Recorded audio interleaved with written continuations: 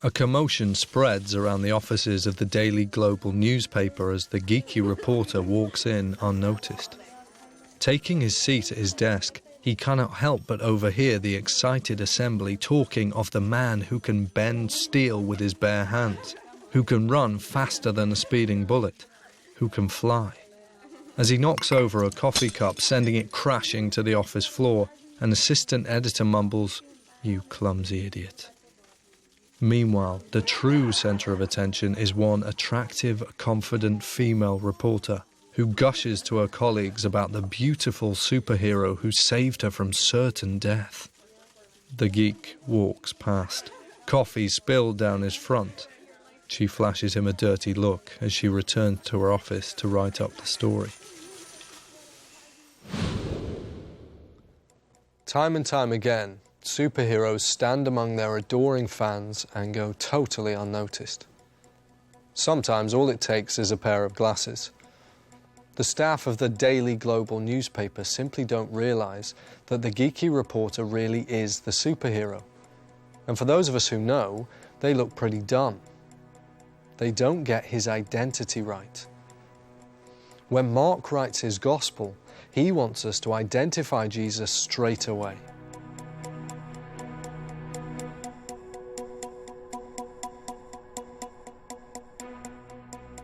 Mark says that Jesus is the Christ.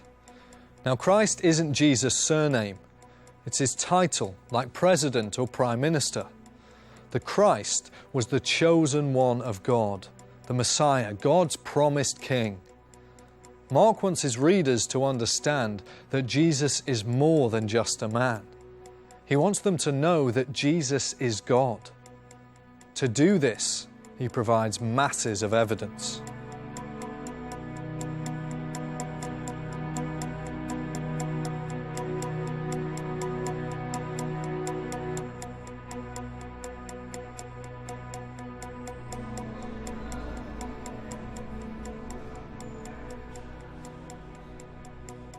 In the second chapter of Mark's book, we read an account of Jesus healing a paralyzed man. A few days later, when Jesus again entered Capernaum, the people heard that he had come home. So many gathered that there was no room left, not even outside the door, and he preached the word to them. Some men came, bringing to him a paralytic carried by 4 of them. Since they could not get him to Jesus because of the crowd, they made an opening in the roof above Jesus, and after digging through it, lowered the mat the paralyzed man was lying on. When Jesus saw their faith, he said to the paralytic, "Son, your sins are forgiven." Now some teachers of the law were sitting there thinking to themselves, "Why does this fellow talk like that? He's blaspheming. Who can forgive sins but God alone?" Picture the scene. The house is rammed full of people who want to hear Jesus. And when Jesus says to the man, "Your sins are forgiven," the religious guys go crazy. They know that no one but God has the right or the power to forgive people their sins. So when you think about it, when Jesus says, "Your sins are forgiven," he's saying, "I'm God." Immediately, Jesus knew in his spirit that this was what they were thinking in their hearts. And he said to them, "Why are you thinking these things? Which is easier, to say to the paralytic, 'Your sins are forgiven,' or to say, 'Get up, take your mat and walk'? But that you may know that the Son of Man has authority on earth to forgive sins." He said to the paralytic, "I tell you, get up, take your mat and go home." He got up, took his mat, and walked out in full view of them all. This amazed everyone, and they praised God, saying, "We have never seen anything like this."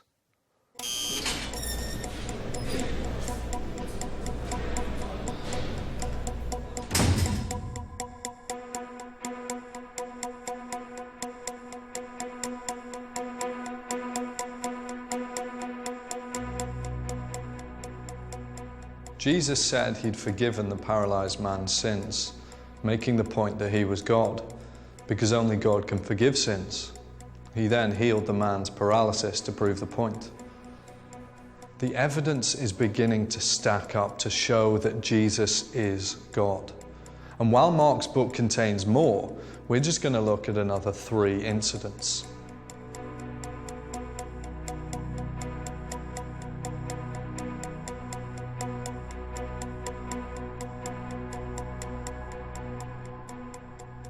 That day, when evening came, he said to his disciples, "Let us go over to the other side." Leaving the crowd behind, they took him along, just as he was, in the boat. There were also other boats with him. A furious squall came up, and the waves broke over the boat so that it was nearly swamped. Jesus was in the stern, sleeping on a cushion. The disciples woke him and said to him, "Teacher, don't you care if we drown?" So you're a fisherman! You're in the middle of a full-blown storm! You're in a boat! There are no life jackets, no lifeboats to call out! The shore is a long way off, and if you sink, you die! It's serious!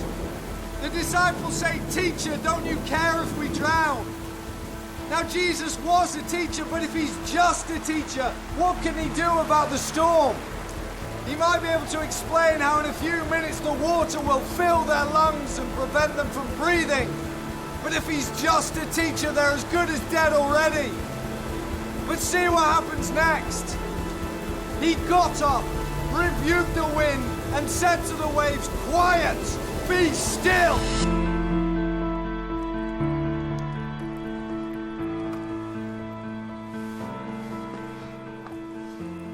Then the wind died down, and it was completely calm. He said to his disciples, "Why are you so afraid? Do you still have no faith?" They were terrified and asked each other, "Who is this? Even the wind and the waves obey him." Now Jesus doesn't rush to the helm of the boat and start shouting instructions to the disciples. He doesn't steer them out of trouble and solve the problem. No, Jesus gets rid of the problem. He stands up and tells the wind to be quiet and the waves to be still. A lot of teachers have difficulty getting their class to behave. Jesus has control over nature itself. The disciples are totally freaked out by this, so naturally ask, "Who is this?"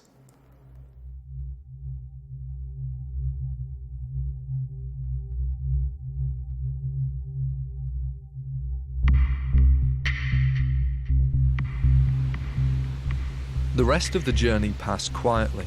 The disciples had had more than enough excitement for one night. But when you hang around with Jesus, things never stay normal for long. As they approached the shore, they remembered why people didn't come to this beach very often. They went across the lake to the region of the Gerasenes.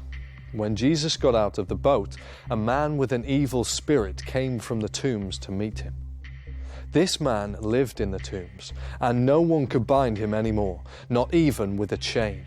For he had often been chained hand and foot, but he tore the chains apart and broke the irons on his feet. No one was strong enough to subdue him. Night and day among the tombs and in the hills, he would cry out and cut himself with stones. If Mark had just left it there, we might have thought that this demon-possessed man jumped on Jesus and started biting at his neck like a vampire or a zombie. But as the story continues, we see what the evil spirits really think of Jesus. When he saw Jesus from a distance, he ran and fell on his knees. This terrifying man, filled with demons, falls at Jesus' feet and begs Jesus not to hurt him. He calls Jesus Son of the Most High God. Everyone is scared of this guy. No one can control him, but he obeys Jesus. And Jesus commands the demons to leave him. They go into a herd of pigs, which immediately rush down into the lake and drown. Those tending the pigs ran off and reported this in the town and countryside, and the people went out to see what had happened.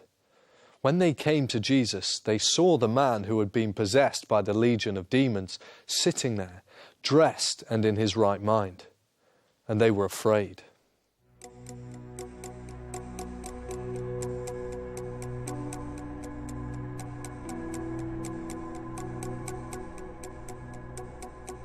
When Jesus had again crossed over by boat to the other side of the lake, a large crowd gathered round him while he was by the lake.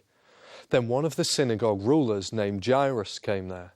Seeing Jesus, he fell at his feet and pleaded earnestly with him. "My little daughter is dying. Please come and put your hands on her so that she will be healed and live." So Jesus went with him. A large crowd followed and pressed around him. But Jesus was delayed by a woman who also desperately needed his help.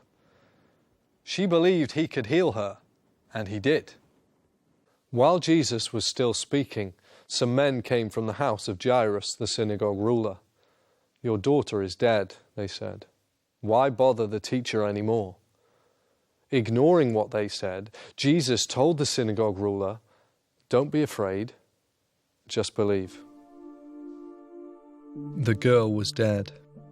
It's hard to imagine how Jairus must have felt, knowing that he would take his own daughter's funeral. So when Jesus says, "Don't be afraid, just believe," he's got to be pretty confident of what he can do. It would be awful to say something like that to a man who has just found out his little girl is dead if you couldn't do anything about it. But look what Mark writes next. He took the child's father and mother and the disciples who were with him and went in where the child was. He took her by the hand and said to her, "Talitha cum," which means, "Little girl, I say to you, get up." Immediately the girl stood up and walked around. She was 12 years old. At this, they were completely astonished. So Jesus doesn't just talk the talk. He takes this dead girl by the hand and brings her back to life, just by speaking to her. No electric shocks to get her heart going, just a hand, and just a word, and the corpse gets up and walks around. So who is Jesus if he can do that? The weight of evidence is building. So we need to ask, who is Jesus? The people were amazed when he healed the paralyzed man. The disciples were terrified when he calmed the storm. The locals were afraid when he cast out the demons. And Jairus was astonished when he raised the dead. Is he just a good teacher? Just a local carpenter? Just a man who lived 2,000 years ago who said a few wise things? Or is he God? And if he is, can you afford to ignore him?